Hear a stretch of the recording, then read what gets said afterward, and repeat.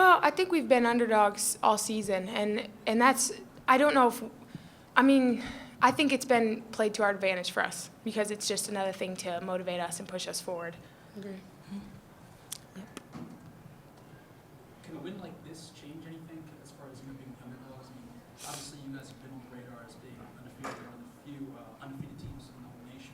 Does this at all change? I mean, the perception of you guys, do you think? Do you feel like maybe it changes any sort of mindsets between outside the program and maybe inside too? Just this big thing. Inside the locker room, we challenge ourselves to exceed expectations. So I don't think it changes anything. It just makes us work harder. I mean, honestly, whatever the opponent may feel about us coming into the game, we have the mindset of executing our plays, talking on defense, and just playing Indiana basketball, and that's the most important. Larryn, being your first Big Ten game, how was preparation for this game? And on top of that, Iowa being ranked, was it any different than any other game? Did it feel a little bit different? Or? It was definitely different than the non-conference games. Obviously, I got posted up a lot, and that's how these Big Ten teams are going to be. They're going to be a lot stronger, and it was definitely a lot more up-tempo game. And we just got to get used to that and work harder in practice and still exceed those expectations. What did this game teach you, if anything, about just sort of the importance of closing out games and that little area there at the end? What's sort of the takeaway you get from being able to close out a win like this against a ranked conference opponent?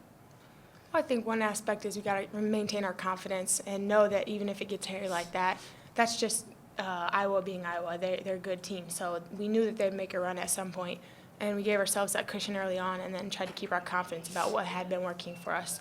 And so we just got to take this experience, and obviously we got a lot of new players on our team, and we've all got to bulk up for the next game, so there'll be a lot more like that. Everybody's good in the Big Ten.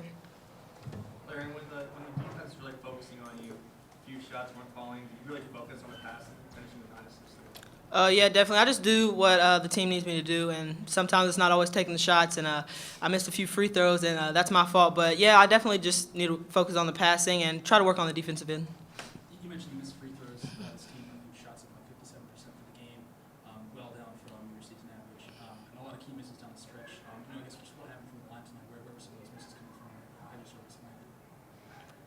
It's just focusing. I think the excitement of the game free throw lines is challenging for everyone. I just think we just need to bounce back from it and come back next game and do well, do better.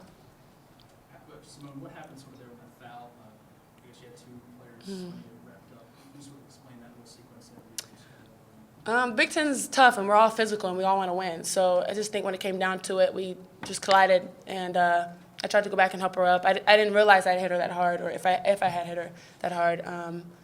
So I mean, it was just kind of, it wasn't intentional at all on both ends, and we were just being physical. Tabitha, Simone, we were talking about the game being tight there. How much, as you guys being veterans, do you kind of look to provide some guidance in those situations when you've got 3 or 4 freshmen on the floor with you?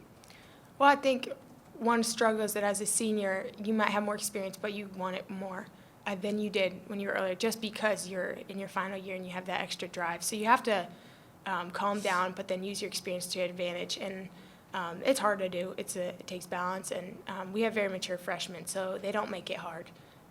So it's really fun. I think, to add to Tabitha, I think leading by example is important. So important body language to let your freshmen see you stand strong, see you confident, like that look in your eye, to let them know that everything's going to be okay. It's important as well. And Larryn, from your perspective as a freshman, how do you guys kind of keep your poise, and how much do you look to the older guys to kind of help you out in those situations? We look at them a lot. For example, at the free throw line a few times, I'll get down on myself for missing those free throws because I feel like I'm hurting the team. But you just look to the upperclassmen, and they're like, "You got this," just trying to keep you up, and just them having that confidence in us, it just means a lot. So they're always there. Larryn, I don't know this, but I think some folks in the pep band are wearing. Yeah, I saw that. What does that mean to sort of have, it feels like you're really catching on and really grabbing into this program. What does it mean to sort of be, in Indiana basketball for so short a time to already have such a large? It means a lot, but once again, it's all about the team. I'm just trying to do what I can, and as a team, we're winning this fan base over, so that's what it means.